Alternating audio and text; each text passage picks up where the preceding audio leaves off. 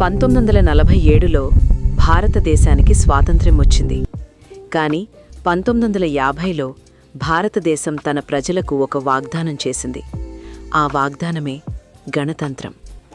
ఈ దేశంలో పేదవాడైనా ధనికుడైనా, కులం, మతం, లింగం ఏదైనా సరే చట్టం ముందు అందరూ సమానమే.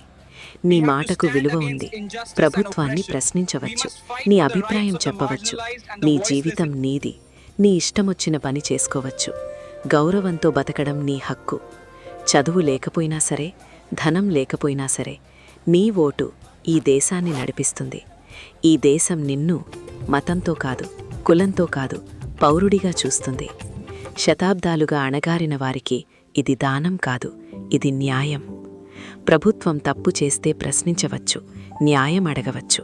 ఎందుకంటే రాజ్యాంగం నీ పక్కనే ఉంటుంది. భారతదేశమిచ్చిన అసలైన మాట ఇదే. డబ్బు కాదు, అధికారము కాదు, గౌరవంతో జీవించే హక్కు. అదే భారత గణతంత్రం.